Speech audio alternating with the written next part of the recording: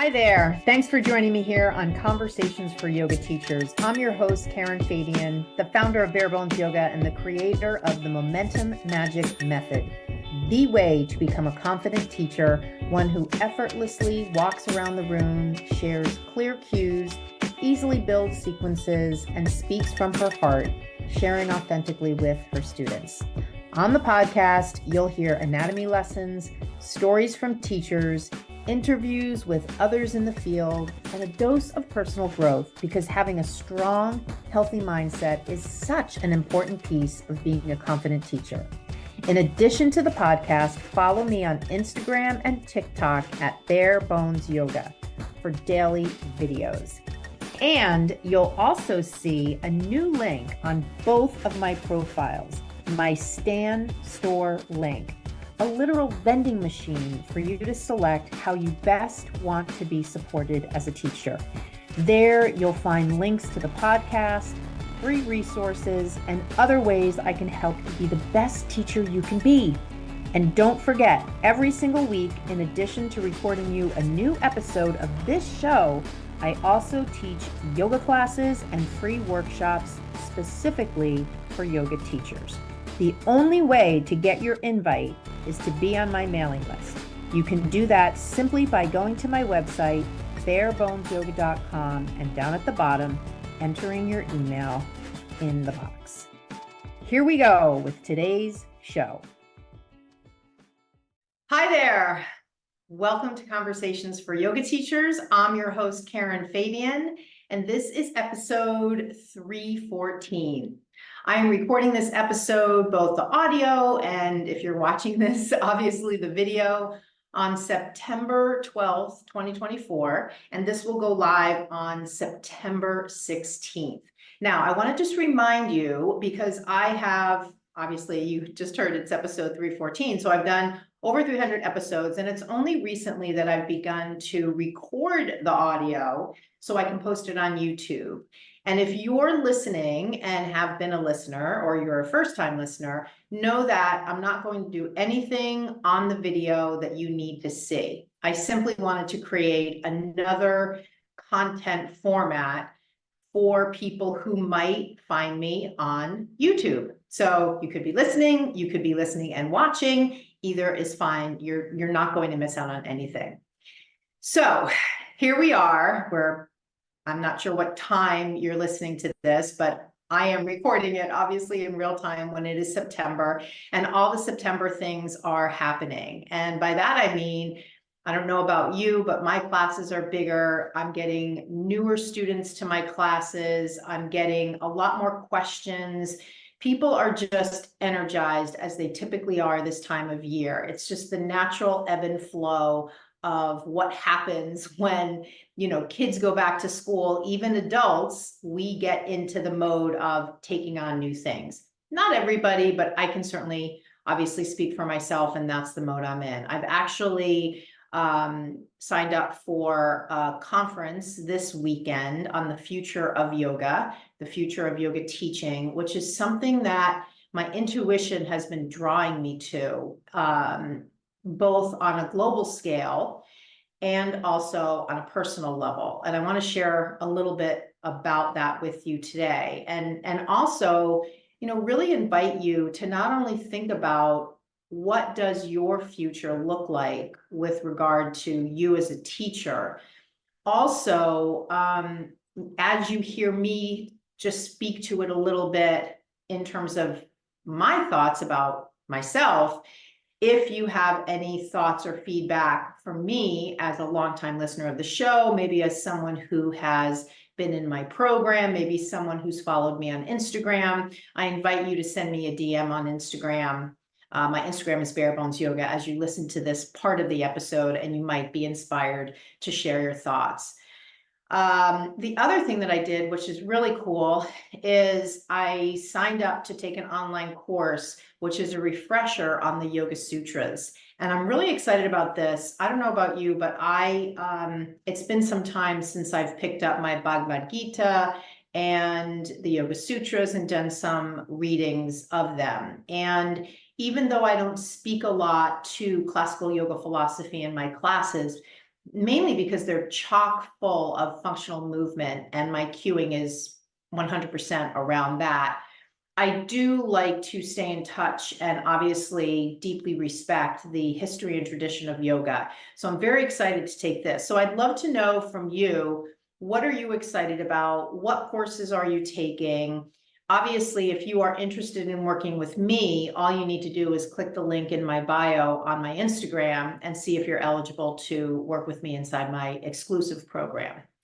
And just FYI, if you don't know, the program is called the Yoga Anatomy Blueprint Learning Program. And the focus is to help you build your confidence and your skills, specifically around how to share better cues, clearer cues, how to easily build your sequences and be able to remember it without notes and by doing the walk and talk, and how to master your mindset so you truly feel confident, you feel like an expert, you feel like you know what you're doing. So the first thing I wanted to just share, when I was thinking about the future of not just the yoga industry, but my future as a yoga teacher, I don't know if I've shared this on prior episodes, but this month I'm going to be 60. And so it's a milestone birthday for me. I've had 20 years in the corporate world before I left my corporate job to start my own yoga business. I've had 15 over almost 20 years of working for myself as a yoga teacher, running my own business. And so I sort of feel like it's a natural time for me to be reflective about what am I doing and what do I want to do with the next 10, 20, 30 years. I plan on living a long time, God willing. And so it got me thinking about, over the past 2 years specifically, how many teachers have I worked with inside my program? How many teachers have I helped in the very specific way that I just described? Because that's really my passion. That's really my expertise, is helping teachers understand anatomy, learn how to share clear cues, feel confident. That mindset piece is one of the things that I love about my work with teachers, is that I ask them questions, I invite them to share, I help them move past limiting beliefs they have about themselves that can hold them back from teaching in a way that they really love and in a way that feels really easy and natural and authentic to them. And when I looked back over the past couple of years, I definitely have not worked with as many yoga teachers as I would have liked. The goals that I had set for myself, I did not reach. The number of yoga teachers that I wanted to enroll did not enroll. And if I look at it just simply through the lens of a thriving business or not, I'd have to be honest with myself and say it's not a thriving business. And I'm not sharing this with you because I want you to feel sorry for me or any of those things. I'm just simply sharing it with you because here on my podcast, one of the things that I pride myself on is being honest and transparent and open.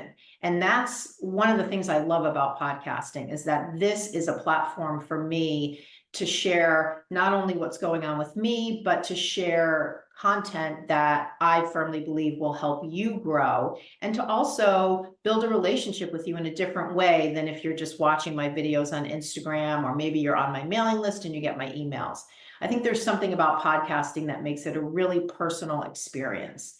And also, I know for me, when I listen to a podcaster, if they're talking about something that relates to them, I am also listening as it relates to me. And so I share this story with you about what my intuition is bringing up for me as a way to invite you to do the same thing for yourself. Because, again, over the past week or so, as I've reflected on the past 2 years in particular, where I've really ramped up my offer, where I've really ramped up my marketing efforts, where I've really ramped up the reach out that I do to teachers.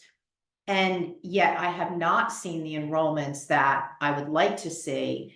It really does make me question, is this something that teachers want? And this is the thing that I always come back to. I really believe that what I offer yoga teachers inside my program is so powerful and so impactful to them. And it's not just what I believe, it's what they tell me in the testimonials that they share, and you can see them on my website. However, because my program is not a 200-hour, a 300-hour, or a 500-hour, I firmly believe also that I'm swimming upstream, that I'm offering something that most yoga teachers see as something different and not in the mainstream of what they've been taught to believe is what you need to have to be a successful yoga teacher. I think most teachers, and this comes from my experience in talking to hundreds and hundreds of teachers, have the belief that in order to be a good teacher, you need to have 200 hours of training, then 300 or 500. They're very hours focused. And I always share with people, in my experience of working with teachers in my program, it's not about the hours of training you have. It's about your willingness to experiment with different things in your classes so that you can move past some of the limiting beliefs you have about yourself that are standing in the way between you being the teacher you are right now and you being the teacher you want to be. And I can give you a lot of examples, but we don't have time for that right now. So, I feel like I'm at a crossroads, and I can sort of in my mind see myself. I've walked up to a fork in the road, and my decision point is, do I keep offering this program or not? And, part of me sort of can't help doing what I'm doing. I do, if you're on my Instagram, you see every day I post like a workshop. Yes, I post 60-second and 90-second videos. I also post actual workshops where I'm going into anatomy and different areas of teaching, the areas I've already shared with you here. And I just am so compelled to share this content and to educate yoga teachers around these topics, because I so firmly believe that it can make the difference between a mediocre teacher and a teacher who's exceptional. And if I can have any part in that, that ripple effect is part of me leaving a legacy and doing what I love to do.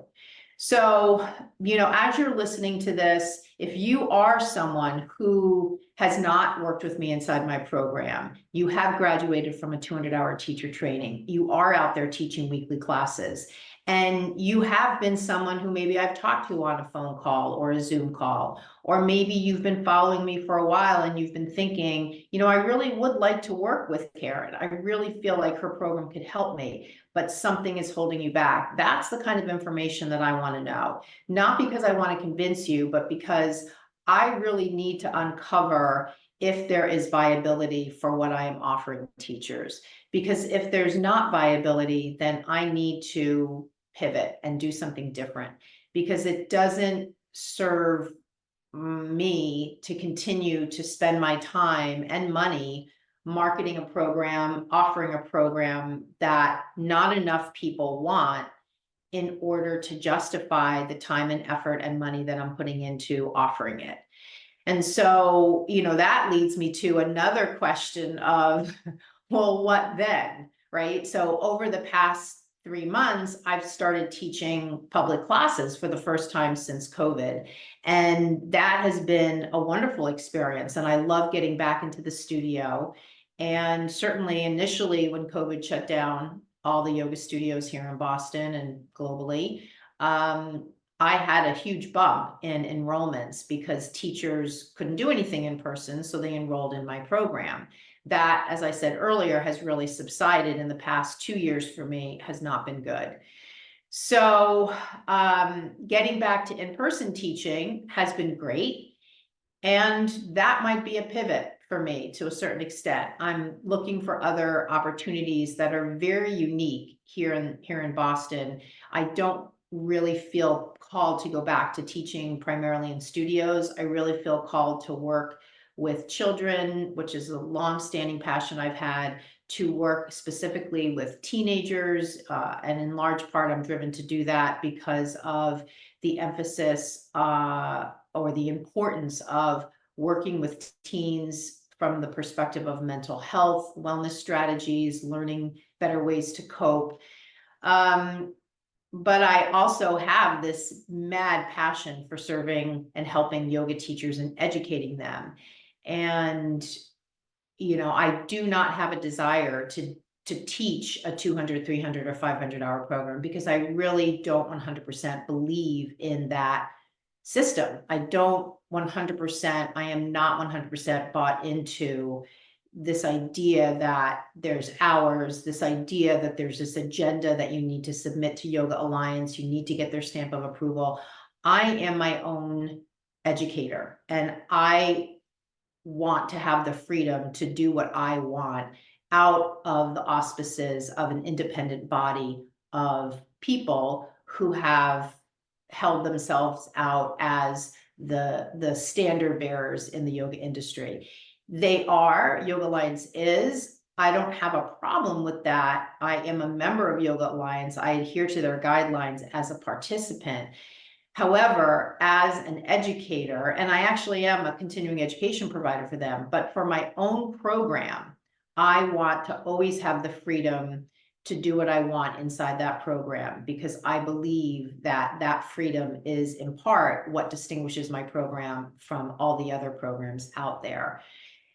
And so I don't know, this is a unique place for me to be in. I haven't been in this place ever before.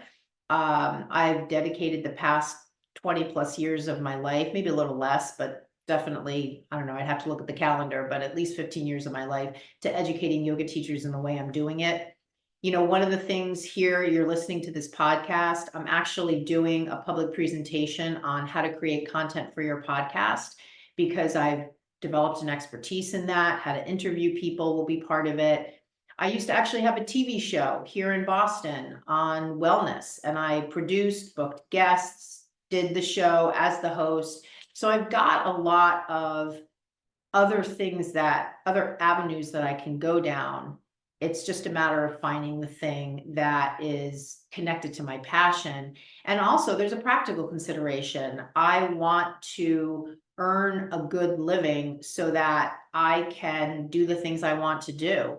Earning money, having that freedom that money provides, allows me to live the kind of life I want to live. And so, that's just, I invite you, as I said earlier, to hop on my Instagram. If you're one of those people who has been on the fence about enrolling, let me know why, because sometimes it just takes a couple of tweaks to an offer and it can take off. I have been in I've been in 2 entrepreneurial programs where I've worked with and been part of, as a group, many different entrepreneurs in many different areas. I've seen people's programs on photography, on nutrition, on women's health, on money management. I've seen people that are in very different areas than the area I'm in create an offer that takes off. They have hundreds of students enrolling in their programs every single month. And that's what I want. I mean, I'll be really crystal clear with you. I would love to have 10, 20, 30 teachers every single month enrolling. And what I actually have is 1 or 2 every month enrolling. And I really want to have that higher level. And because I've taken entrepreneurial programs, because I know a lot about online marketing, because my program is an online program, I have a really high level of expertise around how to get the word out about my program. So it's not about that. I have Facebook ads. I know how to do calls with people to understand if they're a good match for my program and if I can help them. So those are the techniques that you need. Ultimately, though, at the heart of it is you need to have an offer that someone wants. And so you're listening to my podcast right now. That means you are in my target audience. The question is, are you done with your 200-hour training? Are you out there teaching teaching paid classes? That is really the heart of who I am looking to help. And if you are, and you want to give me some feedback about my offer, I invite you to do that by sending me a DM on Instagram.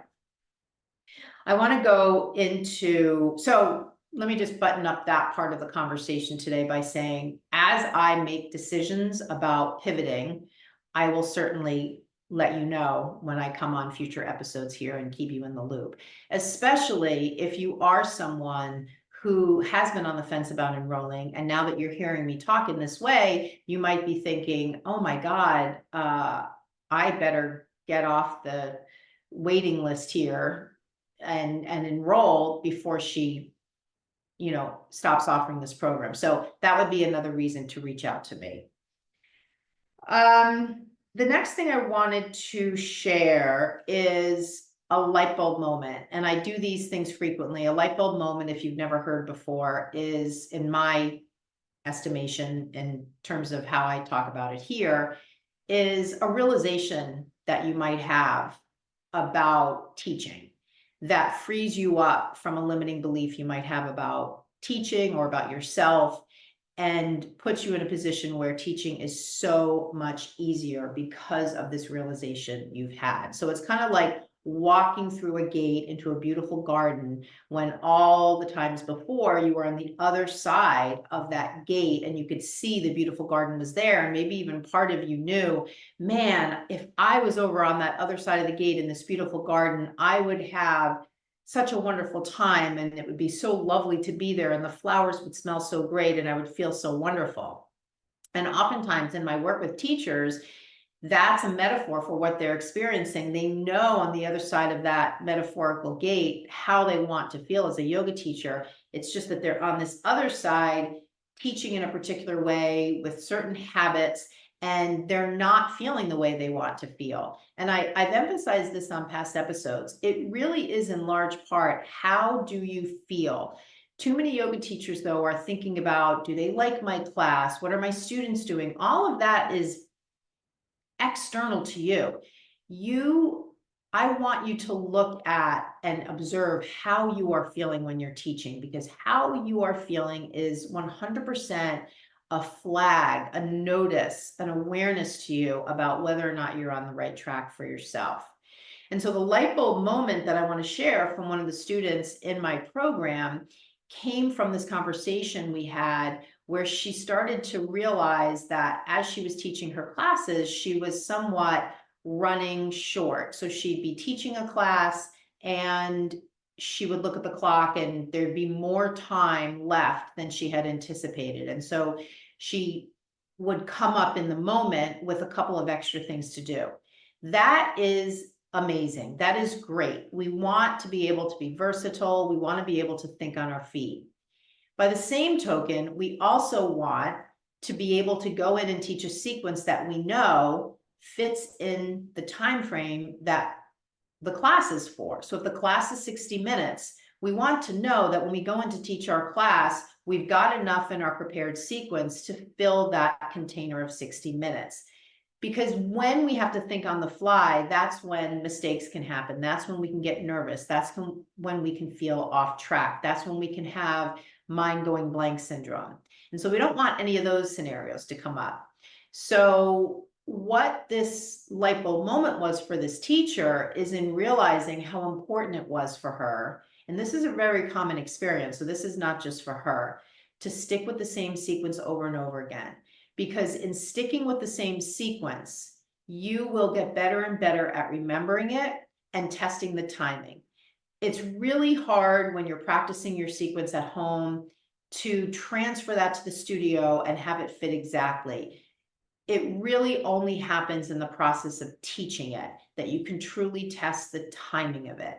And this is another reason, and I talk about this a lot, but I talk about it a lot because it works. This is another reason to teach the same sequence from class to class until you can do it with your eyes closed, with one arm behind your back. And obviously those are metaphorical statements, but the idea is it becomes just part of who you are. You don't even need to think about it. You don't need to worry about the class running short. You don't need to worry about mind going blank. You just know what you're doing. Of course, there are minor variations you can add that don't change the architecture of the sequence. You can make it a little faster. You can make it a little slower. You could add more silence. You could speak to foundation. You could speak to breath. You could speak to a particular type of cue. You could speak to a particular part of the anatomy. Those are all variations you could do Monday, Tuesday, Wednesday, Thursday, Friday, from class to class to class, to give the same sequence with the same architecture, with the same poses, a different feel. So don't come at me and say, I can't teach the same sequence over and over again. My students will get bored. What I just shared with you are ways to switch it up without changing the architecture. And that is just a belief. Your students will most likely not get bored. And even if they do, what's more important is you serving you. Because when you resist this idea of teaching the same sequence over and over again until you can teach it really well, out of a belief that one random person might get bored, it's like the tail wagging the dog. You are jumping through these hoops, being unprepared in service to an imaginary person that might be bored. It's just a belief, and it doesn't even make logical sense. Because even if there is someone that would get bored, who cares? You're not there to meet every single person's individual need. And it's more important, if we had to rank in importance, it's more important that you be in control versus every single person in the class thinking this is the best thing since sliced bread. Because if you're not in control, you can't serve anybody in that class. So I've gone over this a lot. I don't want to go further into it. Again, you can do whatever you want. I always say that. I am here to share possibility for you, because the possibility for you in teaching a regular sequence or the same sequence over and over again is you get really good at it and you feel great and you feel like an expert and you know what you're doing and you have so much more brain power and presence available to cue your students, to change your cues, to deal with the unexpected thing that comes up. It just serves you so much more in terms of being the kind of teacher I would imagine you want to be. Unless you want to be the kind of teacher who brings in notes, who practices with their students, unless you want to be the kind of teacher who gets nervous, who forgets what comes next in the sequence, who stresses out. Like, I'm obviously being facetious, nobody wants that. So, the other thing that I wanted to share in the Mindset Minute portion of the episode, and this is another segment of the podcast I do pretty regularly. This was really powerful. I had a conversation with a teacher recently where she shared many years ago, someone had said something negative to the studio owner about her class. And it got back to her, and she actually didn't know who said it. It was passed to her, maybe even through the studio owner, is I think what it was. And it wasn't like a long conversation. It sounded, in her recounting to me, it was just simply a statement or two about her class. And she really took it to heart, and she has not let it go. And she's not let it go to the point where, when we were having a conversation in the Now Times recently, she brought it up as a barrier to her doing what she wants to do in her classes because of what this person said years ago. And this is not a unique situation. And I know that not only because I've had a similar conversation with other teachers, I also know it because I created an Instagram post this week about it, and it got almost 100 likes in 24 hours. And the Instagram post just basically said something like, you don't need to believe what that one person said about you and your yoga class. And so this is the Mindset Minute piece that I wanted to share with you. You know, number one, we have all had those experiences where somebody comes to our class and they don't like it. Number two, that is just their opinion. Number three, what is available to you if you let go of that person's opinion about your class? Because I would imagine if you let go of what that person said about your yoga class, you'd probably have so much more freedom. You'd have just less fear, less anxiety, less feeling like an imposter, less hesitation to do what you want to do. You'd probably feel more confident. You'd probably feel relief. Everybody that comes to your class is going to have an opinion. And in fact, people that don't like your class, maybe it has very little to do with you. Maybe they were just having a bad day. And further, do you have proof that there are people that actually enjoy your class, maybe because you have regulars that show up over and over again, maybe because you've had people say, hey, good class, thanks so much, right? So when you have proof to the contrary, that can help you let go of the limiting belief that you have that's attached to what this one person said. And again, when we really step back and realize that we cannot be the yoga teacher for everybody, we cannot control what people think. All that we can control is what we think and where we choose to put our attention. And so in this conversation I was having with this teacher, and I was realizing that she had taken this such to heart that it was even years later still holding her back from doing the things she knew she needed to do to be a better teacher. That's the opportunity. That's you standing on the other side of the gate, seeing the beautiful garden on the other side of the gate, and giving yourself the choice. Would I rather stay here with this limiting belief about this random person that didn't like my class versus walking through the gate, doing what I want to do and reaping the benefits of that? Because when I reap the benefits of doing what I want to do, guess who else reaps the benefits? My students. Because now I'm more confident. Now I am more empowered. I have taken the power back out of that power dynamic. Instead of that random person having the power, my power, because I'm giving it to them. I'm literally giving it to them. How crazy is that? Now I'm taking it back and saying, no, you can't have my power. I am in charge of what I'm doing in my class. And I appreciate that you have agency over how you feel. You have agency over your opinions of my class. I can't control that. All I can do is come in and do what I love and do it in the way that is my best for that day. So that's just something I wanted to share with you, if you can relate at all to that, like the number of people did when they saw my post.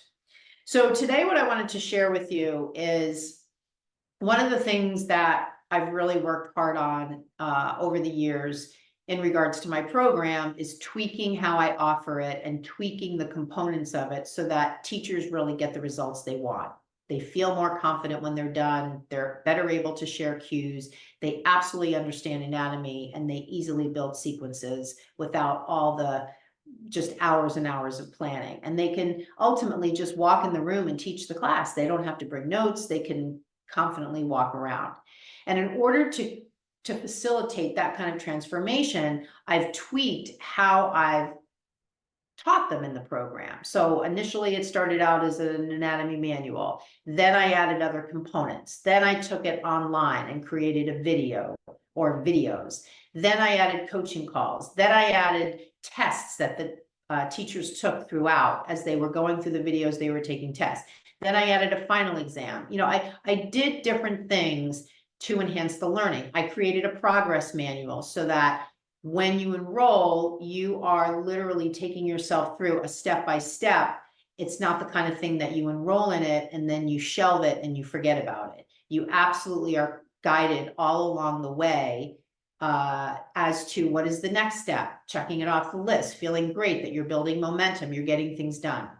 So when I saw that one of my favorite podcasters, Dr. Andrew Huberman, released an episode on how to learn, I thought, oh, this is great, because I really want to listen to the science in regards to learning, to see, have I built my program consistent with what the science says are techniques for effective learning? And I'll just tell you right out of the gate, yes, I have. And what's so amazing to me is that I just built these things in intuitively. And when I listened to Dr. Huberman's podcast episode on this yesterday, I was so thrilled to see that the things I had built in actually are supported by the science around what do you need to do so that the time you spend studying and learning something can yield the results you want, mainly that you end up knowing what it is you're studying.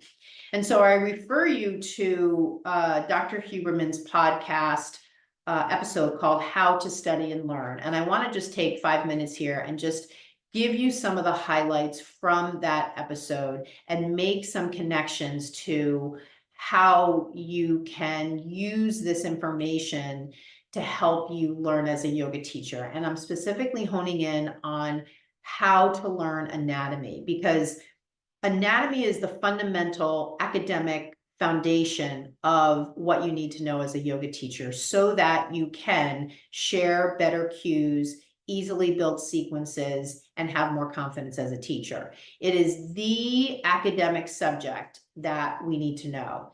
But many yoga teachers have apprehension around learning it because it's a science-based topic and they feel like, I'm not really good at science. Or they tried to learn it in their 200-hour teacher training, it wasn't presented well, or they just didn't get it, they didn't get the help they needed, so they didn't learn it, and now they're out there teaching and they realize they don't know it, or maybe they don't even realize they don't know it, but they're having questions from students they can't answer, they feel really nervous. So I don't know if any of these scenarios resonates with you. I listened to this episode knowing in my head that, a big issue here for yoga teachers is the anatomy learning part. So that's specifically the learning, the subject learning we're going to be talking about today as I give you some of these pieces from what came out of Dr. Huberman's podcast.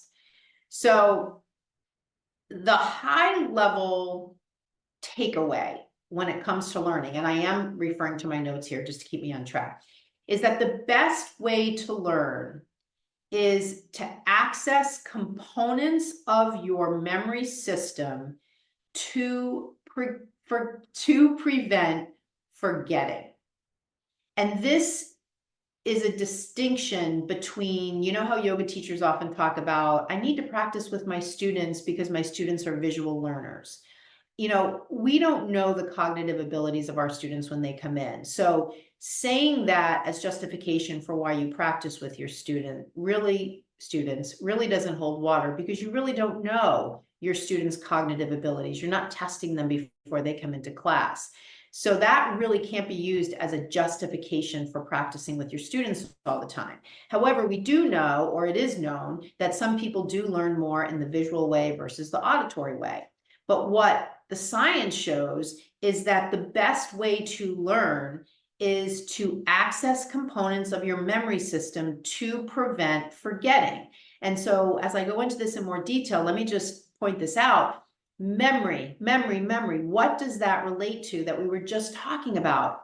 The sequence. Teaching the same sequence over and over again. So both you as a teacher can remember it, and your students as students can get to build a high degree of competence because they're getting something familiar over and over again. So he goes on to say, studying and learning to offset the natural process of forgetting.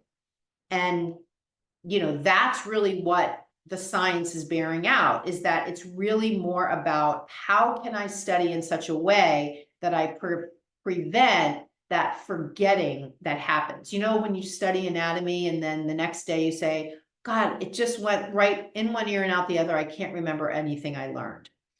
So this idea of trying to, and he calls it inoculate against forgetting, again, this makes the case for teaching the same sequence over and over again. Sorry. So remembering things is the way to gain mastery over them. And I love this idea of gaining mastery. I don't typically use that word. It's just such a great phrase though, because wouldn't you want, when you go into your class, to have such a knowledge of anatomy that you are a master at it? You are sharing it in your cues. You are looking at the students move on the mat and you intuitively know what's going on, what some of the limitations are, because you have mastered anatomy at such a level that you can just look at people and offer modifications to help them get into the poses in better alignment. That's what we're talking about.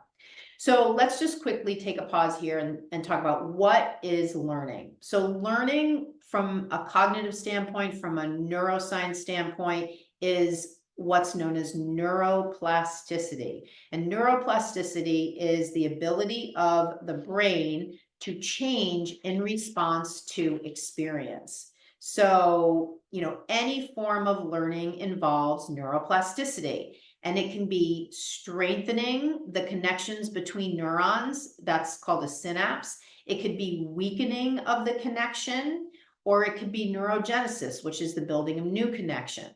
So remember, sometimes learning, and for yoga teachers, this is definitely applicable. Sometimes learning is about weakening a connection. So if you always think you need to practice with your students, a learning can be to learn that you actually don't need to practice with your students. You can be the kind of teacher who does the walk and talk.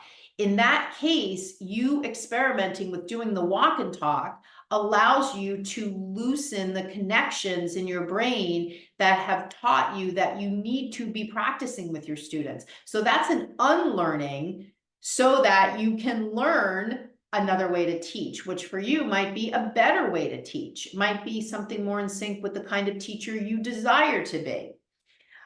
He goes on to say it's critical to periodically stop and test yourself on what you are learning. And this is what I do in my program.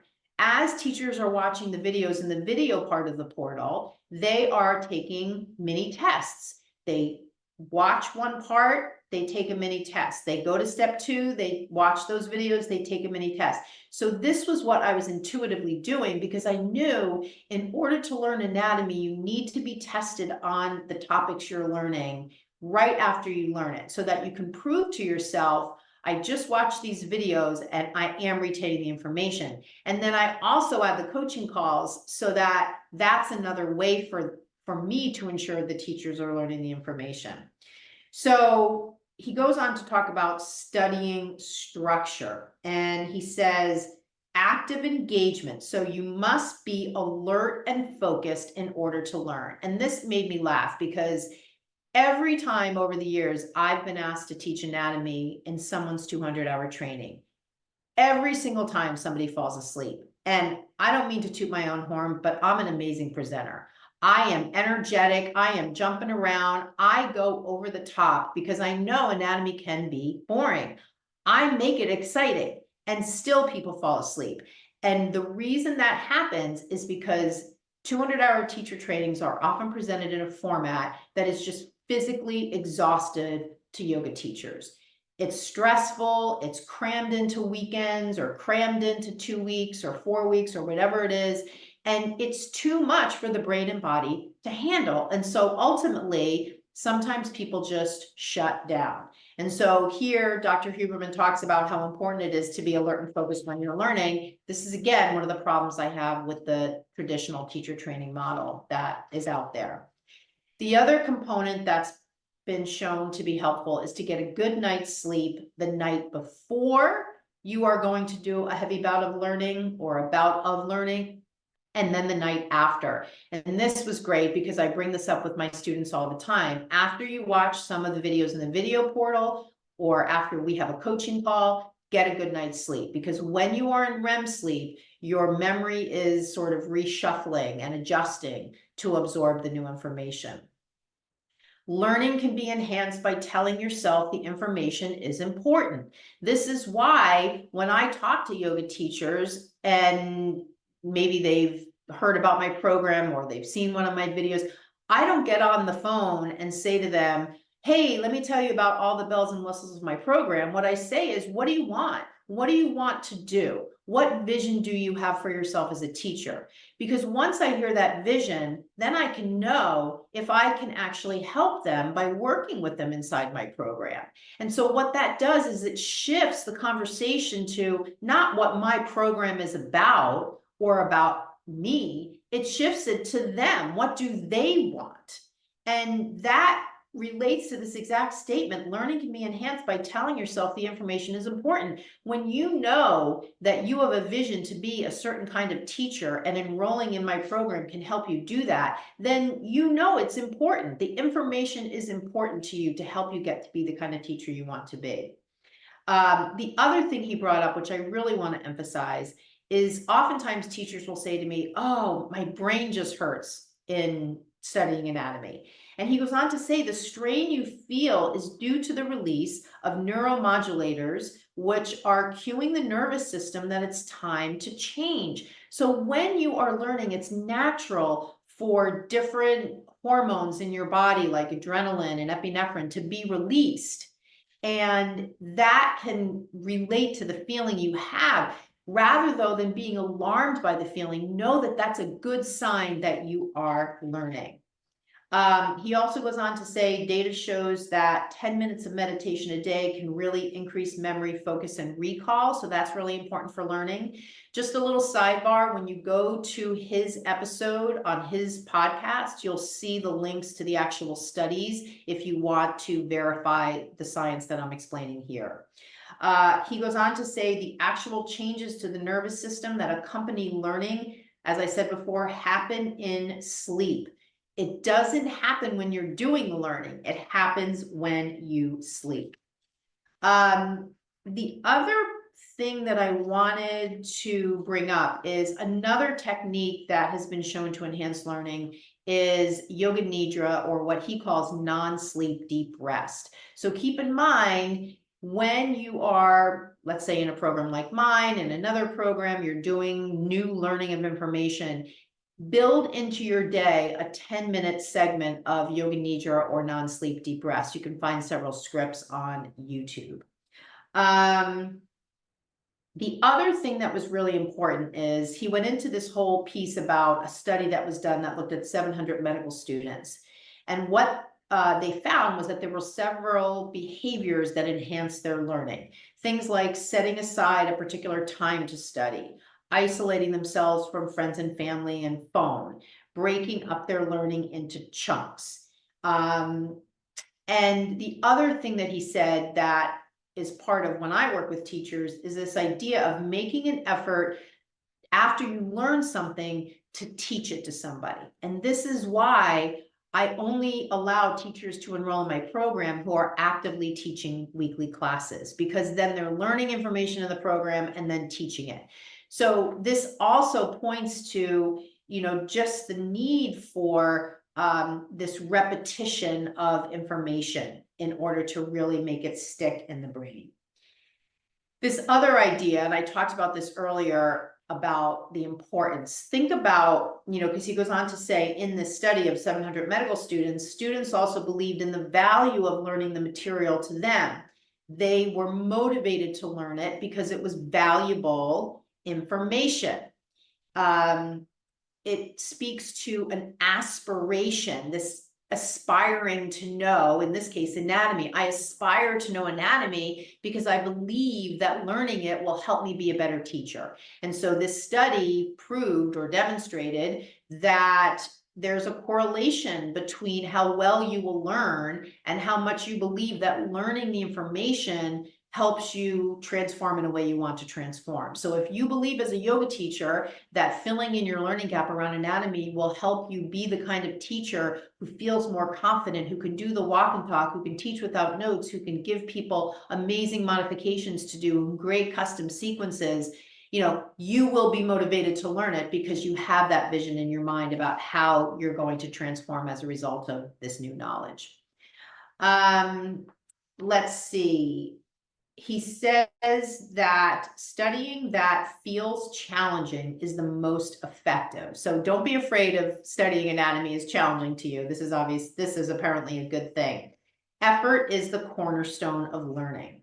And then he goes on to talk about this whole part of the science that demonstrates that testing is a great way to build knowledge and to offset forgetting. And it's so much better than rereading. And I fell out of my chair when I heard this, because so many yoga teachers that I talk to tell me that they're done with their 200-hour training. They're trying to figure out anatomy on their own. And how they're doing it is they bought an anatomy book and they're reading it over and over and over again, or reading pages over and over again, or watching videos over and over again.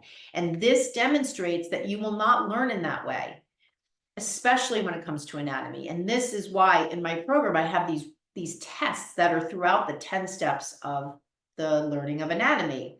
And he goes on to say, testing is a great way to build knowledge and to offset forgetting versus just evaluating knowledge. He says, studying something 4 times and then taking a test or studying it any amount of time, like study something, take a test, study something, take a test, that retesting, or not even retesting, that testing of the new knowledge is what allows you to demonstrate that you're learning it. And that even if you're getting things wrong on the test, know that you can just go back and it's a sign that you need to reread, but then take the test again. What else did I want to share with you? Yeah, so this idea of mastery came up again. This idea of recognizing something is not the same as mastery, and what he called agility with it. And I love this idea of agility, because that is a perfect word to describe a highly skilled yoga teacher. They are agile. They are moving around the room. They are watching their students. They're sharing the cues. They're teaching the sequence. There's so much memory processing that is going on in the in the skill of teaching a yoga class. It's very different than going in and just these are the cues I'm going to say for this pose. Psoas means lumbar spine to lesser trochanter or femur. Like, that's just, what he's talking about as recognizing. I'm recognizing the cues to say. I'm recognizing what the psoas is.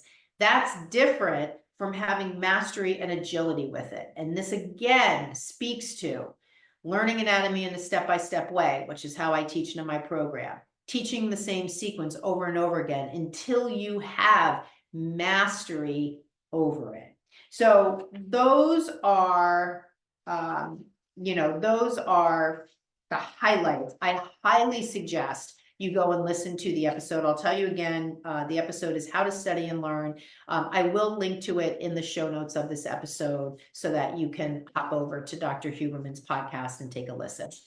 So in closing, I want to just give you two things here, or actually one thing, or actually two things. Number one, if you haven't yet downloaded the ebook that I wrote a couple of months ago, it's all fresh content. It's how to cue, how to build sequences easily, how to conquer your mindset, master your mindset.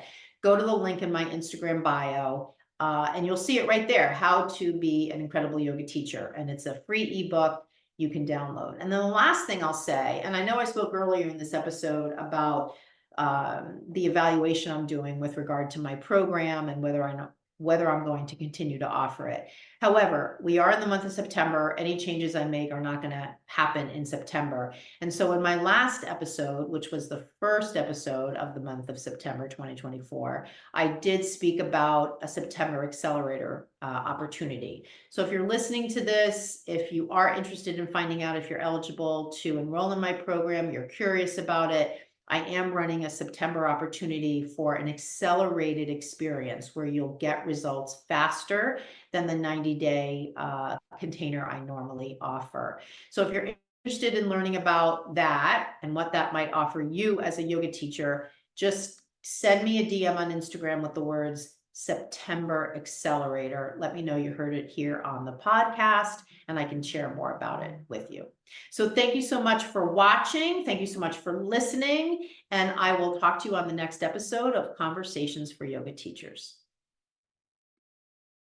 Thanks for being here with me today. I hope you enjoyed it. And hey, one more thing.